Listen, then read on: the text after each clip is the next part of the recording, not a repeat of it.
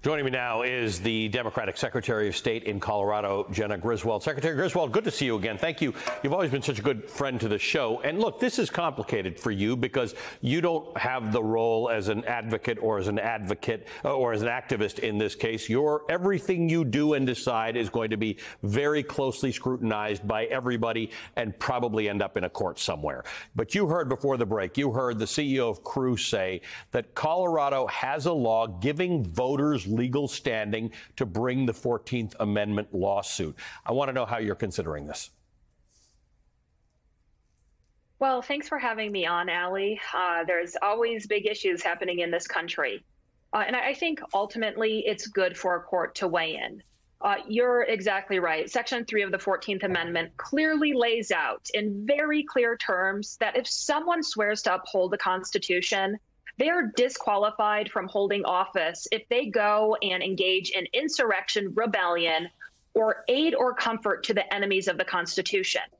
And Donald Trump incited an insurrection. And there are big constitutional questions around that provision as to whether he is disqualified from the Colorado ballot.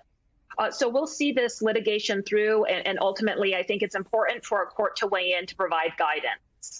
I want to ask you about a couple things. The Constitution talks about holding office. Now, as Secretary of State, you are responsible for the election to that office and then the certification of that person. The Constitution doesn't bar them, apparently, my read is, from running for office. Do you distinguish between those two things, or is that a conversation you've had? In other words, could he run for office and not be seated or not be declared the winner of the presidential election in Colorado by reasons of disqualification?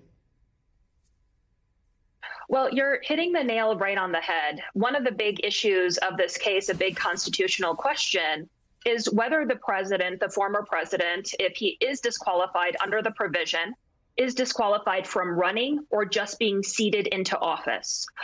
So, this lawsuit, this argument, we could see over the course of the presidential election. In the primary, if he is the nominee for the Republican Party, and once again, if he wins when he is being seated. It's not a cut and dry case, and that's why it's important that we're seeing this litigation. I want to ask you about proof. Obviously, people have requirements for running for president, being of a certain age, being born in the United States. And I assume as Secretary of State, you have to vet those things. You have to go through that checklist.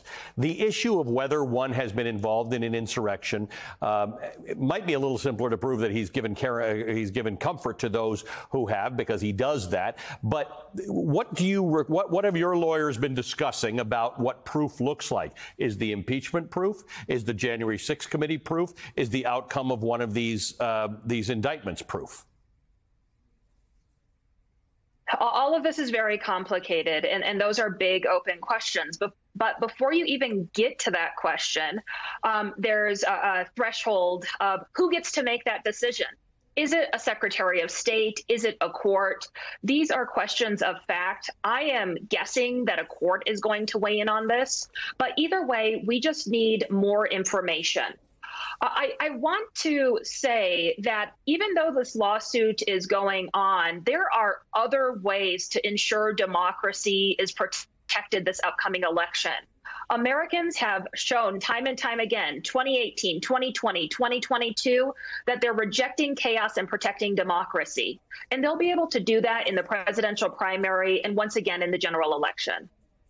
Let's talk about the allegations Donald Trump makes. He makes them all the time, and I don't always want to talk about them because it's just a waste of time.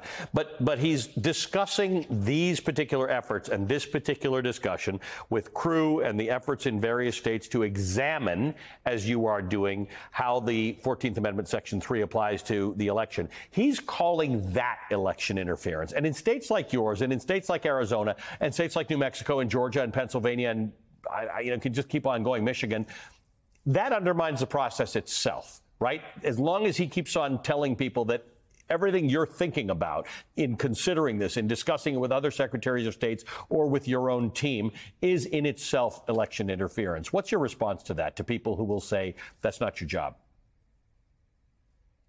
Trump is a liar with no respect for the Constitution. To say that a section of the 14th Amendment is election interference and considering how to uphold the Constitution is election interference is un-American.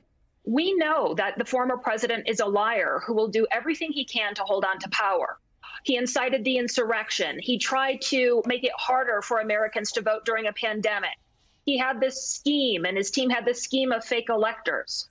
So unfortunately, that's par for course. And one of the reasons that this situation is so unprecedented is we've never had a president try to steal the presidency and then have the audacity to try to run for office before.